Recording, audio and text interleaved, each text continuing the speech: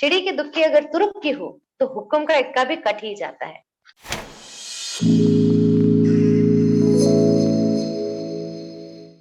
आज मैंने जो किताब ली है वो इस्मत चुगताई की किताब है। इस्मत चुगताई 1915 21 अगस्त को उनका जन्म हुआ था बदायूं में, जो उस वक्त ब्रिटिश राज में बदायूं कहलाता था और आज के डेट में उसे उत्तर प्रदेश का हिस्सा माना जाता है। 24 अक्टूबर सन 1991 को उनका निधन हुआ। उन्हें भारत सरकार ने 1974 में पद्मश्री से नवाजा था। साहित्य के क्षेत्र में, विशेषकर उर्दू साहित्य के क्षेत्र में, उन्होंने लोगों के सामने हम ये कह सकते हैं कि फेमिनिज्म का एक नया रूप गढ़ा। उन्होंने बताया कि जो औरतें घरों में आपको दिखती हैं सजी धजी सी, उनके अंदर एक आत्मा होती है जो कई सवाल करती है। उनकी ज्यादातर कहानियां औरतों पर आधारित थी और उनकी कहानी लिहाफ हालांकि बहुत चर्चित हुई थी। और शायद मैंने भी पहली कहानी उनकी यही पढ़ी थी और उसे पढ़ के मेरे भी रोंगटे खड़े हुए थे। लेकिन उसके बाद जब इस्मत चुगताई को और पढ़ा तो समझ में आया कि उन्होंने औरतों के मन को किस पहलू पे परत दर परत जाके समझा है और लिखा है। और उनके लिए कहते हैं कि जब इस्मत लिखने बैठती हैं तो शब्द पीछे रह जाते हैं और उनकी कलम दौड़ने लगती है। और वाकई उनकी शख्सियत को लेके सच लगता है। कई फिल्मों की उन्होंने पटकथा लिखी है। भारतीय साहित्य में एक जाना पहचाना चेहरा है, उर्दू के चार स्तंभों में से एक है। हालांकि पाकिस्तान हाई कोर्ट ने उनकी कहानी लिहाफ पे 1941 में जो लिखी गई थी, एक कोर्ट केस किया था जिसमें अंततः वो जीत गई थी। वो और मंटो साहब दोनों पर केस किया गया था और दोनों ही जीत गए थे। आज उन्हीं के खजाने की एक कहानी है, चिड़ी की दुक्की। मैंने पहली बार जब ये कहानी सुनी थी, मैंने पढ़ी नहीं थी, पहली बार मैंने ये कहानी सुनी थी और इसे सुन के मुझे लगा कि कोई अक्सर कहानियों में जो नायिका होती है उसका किरदार बहुत खूबसूरत बताया जाता है। हम कभी एक आम सी लड़की को कभी हम लोग मानते ही नहीं कि कोई आम सी लड़की की प्रेम कहानी होगी, पर उन्होंने एक निहायत ही बदसूरत लड़की को मुख्य किरदार बना के एक बहुत खूबसूरत प्रेम कहानी लिखी। और यही मेरा कारण था इस कहानी को पढ़ने का कि बहुत खूबसूरती से पेश की गई है कि कैसे लोगों के दिल बदल जाते हैं। तो अब इनकी किताब का नाम भी चिड़ी की दुखी है और इस कहानी का नाम भी चिड़ी की दुखी है। तो मैं अब शुरुआत करती हूँ सीधी चिड़ी की दुखी से। नाम तो उनका अब्दुल ही था, मगर दिलवालियां उन्हें प्यार से हाय कहा करती थी। वो थे भी सर से पांव तक एक हसीन और दिलचस्प हाय। सोने की तरह दमकता रंग, सूरज की किरणों को शर्मा देने वाले खमदार बाल, गहरी सब्ज आंखें, ऐसी कि एक बार भी कोई देख ले तो जन्म जन्म घनेरे जंगलों में भटकता फिरे। मीठी मीठी मुस्कुराहट, एक कहर कि शहीद होने को जी चाहे। उन्हें देखकर खुदा की कुदरत याद आ जाती थी। मालूम होता था बड़ी फुर्सत में मजे ले लेकर उन्हें गढ़ा है। कम सिनी यानी कम उम्र में उन्हें दिल दुखाने का चस्का पड़ा। आसपास की तकरीबन सब लड़कियां वक्तन फवक्तन दिल हार चुकी थी। जिस महफिल में चले जाते दिलवालियों के कुछ तो के पुश्ते लग जाते। शौहर अपनी बीवियां समेटकर चौकन्ने हो जाते। कुंवारियों की माएं फौरन उनकी बहनों और मां पर वारिसत्य होने लगती। कॉलेज में ही थे कि पैगाम झड़ने लगे। नौकरी लगते ही लोगों ने यलगार बोल दी। बहनों की सहेलियों की तादाद इस तेजी से बढ़ी कि शुमार करना मुश्किल हो गया। दे दावतों पे दावतें होने लगी। एक से एक तीखी सलोनी हसीना मय गाड़ियों जहेज से उन्हें जीतने पर तुल पड़ी। अगर बजाज 50-60 थान खोलकर सामने फैला दे तो अक्ल ऊंघ जाती है, इंतखाब मुश्किल हो जाता है। यही हाल बेचारे हाय का हुआ। कभी एक पसंद आई तो कभी दूसरी और कभी एक साथ कई कई पसंद आ जाती और फिर सब जी से उतर जाती। कोई उनके मुकाबले की थी भी तो नहीं ना। वो भी थे हुक्म का इक्का। कोई उनके सामने पान का अट्ठा था तो कोई नहला और दहला था। वैसे दिलवालियों तो चौचे पंजे से ज्यादा नहीं थी। जानती थी वो उनकी दस्तरस से बाहर हैं, मगर दिल से मजबूर थी। उन्हें देख ठंडी आहें भरने और आंसुओं से तकिए भिगोने से उन्हें कोई रोक सकता था। और बेचारी आलिमा निरी पान की दुक्की थी। फर्क इतना था कि उसके सीने में शायद दिल नहीं था, क्योंकि अगर दिल होता तो वो जरूर हाय के दूध जैसे सफेद पैरों तले लौटता होता। बदसूरत इंसान से उन्हें चिढ़ थी। खास तौर पर औरत को तो बदसूरत होने का हक ही उनके नजदीक न था। वो कहते कि अगर औरत हसीन नहीं तो है ही क्यों। इसीलिए आलिमा को देखकर उनके रोंगटे खड़े हो जाते थे। जी भर के काली, ऊपर से सीख सलाई की सुई के नाक में से घसीट लो, मुजस्सम माशूक की कमर थी। लोग उनके वालिदैन पर तरस खाया करते थे। न जाने किस जन्म की सजा भुगत रहे हैं। यहाँ अच्छी भली हसीन जहेज वालियां उठाए नहीं उठती।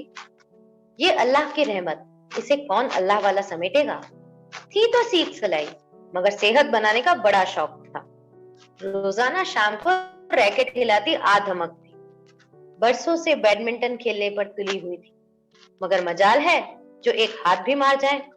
सारे कोर्ट पर मकोड़े की तरह उल फुदका करती। इस अनाड़ीपन पर जलकर हाय फौरन रैकेट फेंक कर धम से सीढ़ियों पर बैठ जाते। अरे अब्दुल हई साहब, इतनी जल्दी थक गए। वो अपनी छोटी छोटी आंखें टपटपाती। लफ्ज अब्दुल से हाय को चिढ़ती, जैसे ऊपर के काम का छोकरा।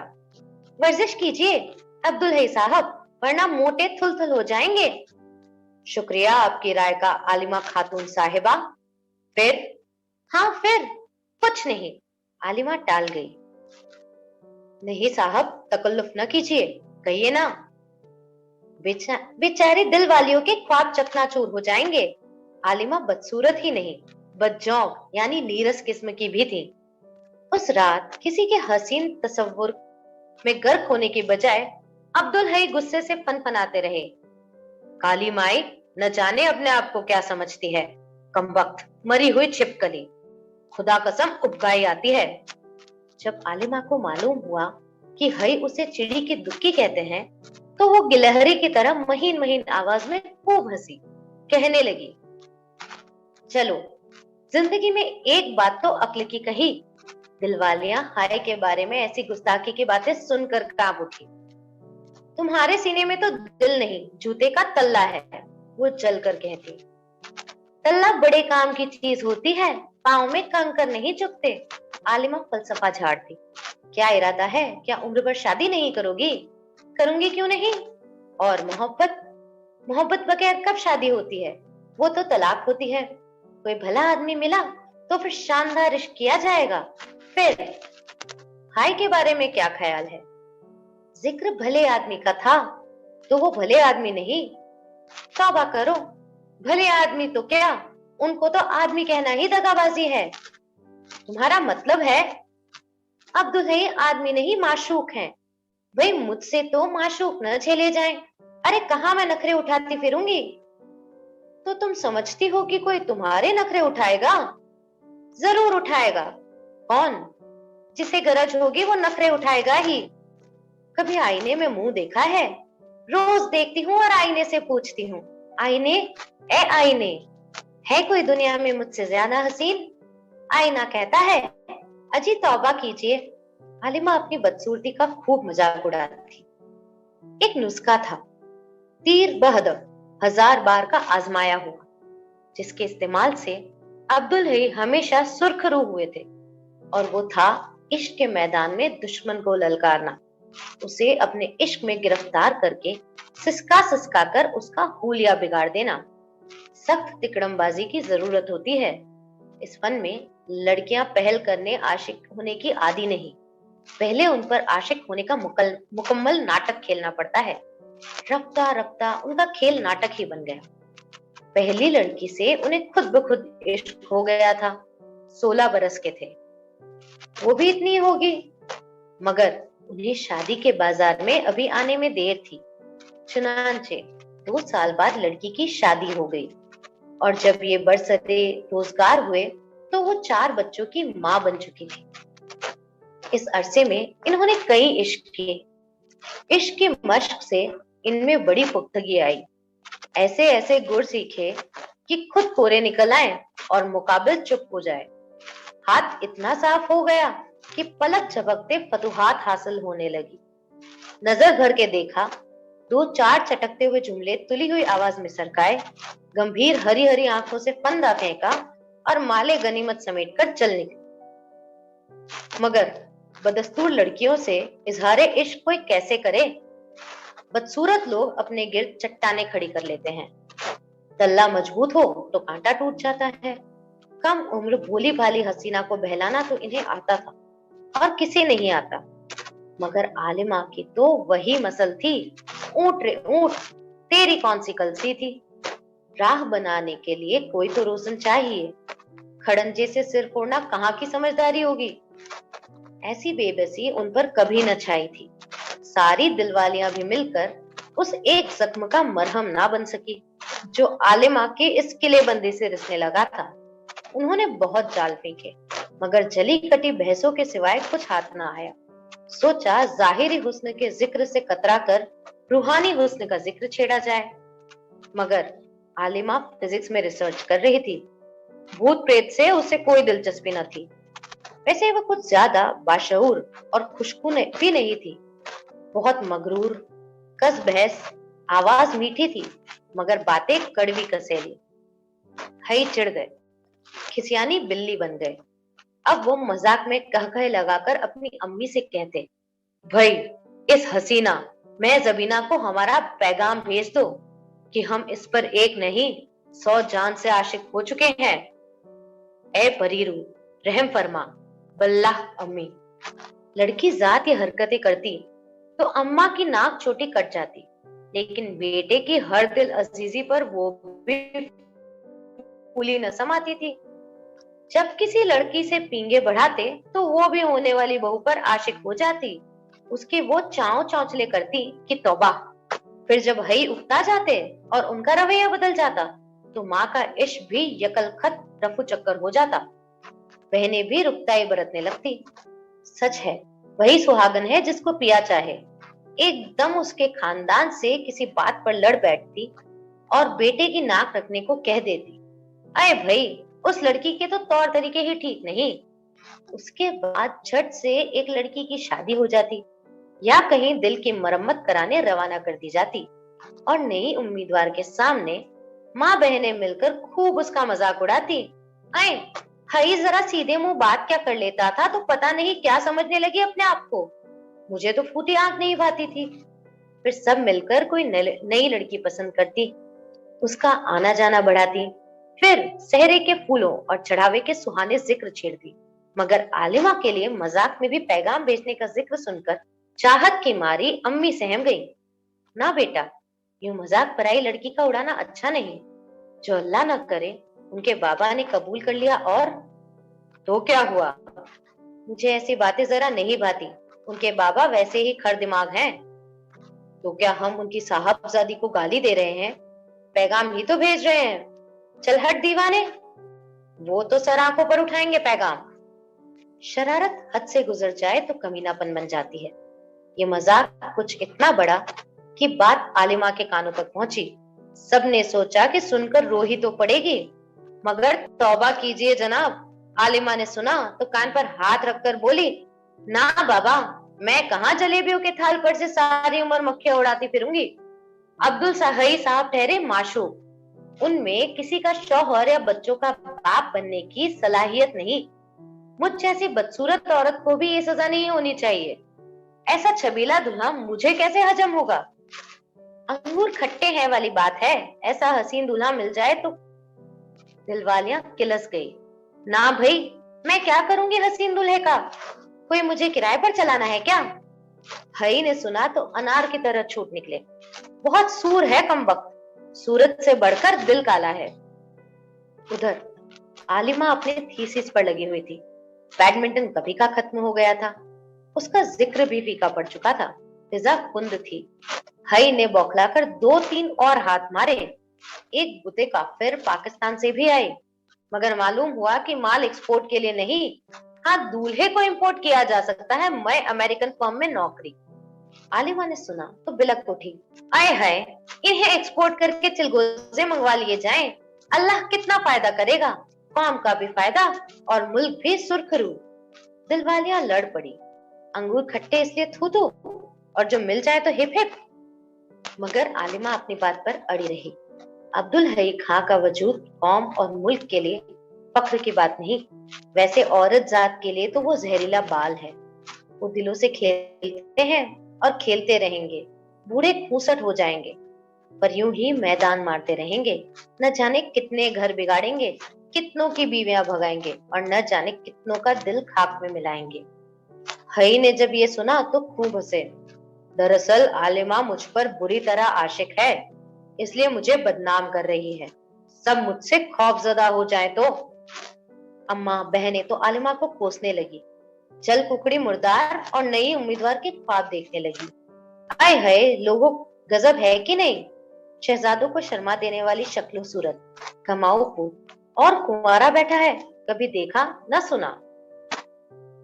उबैद साहब फिजिक्स के प्रोफेसर आलिमा को थीसिस लिखने में मदद कर देते थे। 40-45 बरस के होंगे। बीवी कुछ साल हुए 2 बच्चे छोड़कर मर चुकी थी। उनकी तरफ से आलिमा के लिए पैगाम आया, जो मंजूर कर लिया गया। आलिमा की भी मर्जी थी। हई ने सुना तो कह कह उसे घर सर पर उठा लिया। राम मिलाए जोड़ी, एक अंधा एक कोढ़ी, चलो 2 नहीं, एक ही घर बिगड़ा। जब शादी की मुबारकबाद देने गए तो कह ही दिया, मगर आपने भी किस बोझ से शादी करने का फैसला लिया है। खैर ज्यादा बोर तो नहीं है। बहुत ज्यादा बोर हैं। दूसरे, इनकी शक्ल निहायत खतरनाक है, गंजे अलग हैं। मुझसे भी ज्यादा खौफनाक शक्ल है। बिल्कुल, उनके सामने तो आप हसीन हैं। सच? तो फिर इससे बेहतर जोड़ कहाँ मिलेगा। दुल्हन ज्यादा हसीन होनी ही चाहिए। आलिमा चहकी, बुढ़े अलग हैं। दुल्हन को दूल्हे से उम्र में कम ही होना चाहिए। आपको उनसे मोहब्बत है। आप कौन होते हैं पूछने वाले। आप तो जानती हैं मोहब्बत मेरी हॉबी है, इसलिए। ओह, थीसिस तैयार कर रहे हैं। आलिमा हंस पड़ी। हो सकता है मेरी थीसिस टाइप होकर आ जाए तब। फुर्सत से इश्क का प्रोग्राम बनेगा। हई ने लुकमा दिया। ख्याल बुरा नहीं। बकायदा प्रोग्राम बनाकर हई भन्ना उठे। मुआफ कीजिएगा, ये निहायत घटियापन है। ऐसे मोहब्बत की जाती है। गोया ये भी थीसिस हो गई। क्यों, वो आप एक्सपर्ट है ना। ठीक, बिल्कुल ठीक। तो आप कीमती राय से अगर मुस्तफीद हो सकूं, वैसे कुछ तो आपसे सीखा ही है। अंदाजन कुछ मुश्किल काम नहीं। आप तो मशाक हैं। खटाखट 5 मिनट में मैदान साफ। आलिमा ने चुटकी बजाकर कहा। आप कत्तई अनाड़ी हैं। ओह, कोई बात नहीं। उबैद साहब कुछ इश्क विश्क के साथ दिलचस्पी नहीं रखते, निहायत प्रैक्टिकल किस्म के आदमी हैं। आप उनके साथ खुश रह सकेंगी। खुश रहना इतना मुश्किल काम नहीं। अपना अपना निजी तजुर्बा है। जहां तक मेरा ताल्लुक है, गरीबी, बदसूरती, बुरी सेहत, कोई बला भी मुझे आज तक पसंद न कर सकी। मुझे यकीन है मैं खुश रहूंगी। ये शादी कभी नहीं होगी। क्यों? क्योंकि आप इश्क की तौहीन कर रही हैं। आलिमा और उबैद साहब की शादी नहीं हो सकी। हई ने उबैद साहब से जाकर साफ साफ कह दिया कि आलिमा उनसे शादी नहीं करना चाहती। क्यों? उबैद साहब भौचक के रह गए। क्योंकि वो किसी और से मोहब्बत करती है। हैं? किससे? मुझसे। हई ने मिस्कीन यानी मासूम सूरत बनाकर आंखें झुका ली। मगर मगर आप। जी। हई ने गर्दन झुका ली। हई के जाने के बाद उबैद साहब को यकीन हो गया कि आशिक वाकई अंधा होता है। घर में सफे मातम बिछ गई। मजाक की भी एक हद होती है। उस गरीब की जिंदगी बर्बाद कर तुझे क्या मिला। अम्मा ने आंसू भर के कहा। इस बदनामी के बाद अपनी घोड़ी को कौन कबूलेगा। मैं ही भुगतूंगा कमबख्त को। हई ने मुंह लटका लिया। आलिमा ने तूफान सर पर उठाया। कयामत हो जाए, मैं इस पगले से शादी नहीं करूंगी। इसलिए मुझसे शादी करना चाहता है कि सब औरतें इस पर रहम खाकर मेहरबानियां करती रहें। पगला कैसे हुआ? लोगों ने पूछा। तुम्हें पसंद करता है इसलिए? हाँ, इसीलिए। मुझ में ऐसी कौन सी बात जो कोई बाहोश हवास इंसान पसंद करे। क्या क्या हंगामे हुए। खुदकुशियों की धमकियां चली। हाय, तुझे तो चिड़ी की दुक्की से घिन आती थी ना। अम्मा बिलखी। वो तो आती है और आती रहेगी। फिर तुझे क्या हो गया मेरे लाल? क्यों अपनी जिंदगी मिट्टी में मिला रहा है? काली माई ने जादू कर दिया है। खई ने भोली सूरत बनाकर कहा और बड़ी धूमधाम से अपनी जिंदगी मिट्टी में मिला दी। देख लेना, 4 दिन में तलाक देके मैके फिकवा देगा। सबने पेशीन गोई, भविष्यवाणी की। आज उस हादसे को 11 साल हो गए हैं। बेहंगम जोड़े को देखकर दिल से एक लंबी चौड़ी हाय निकल जाती है। सच है, चिड़ी के दुख की अगर तुरुप की हो तो हुक्म का इक्का भी कट ही जाता है। शुक्रिया।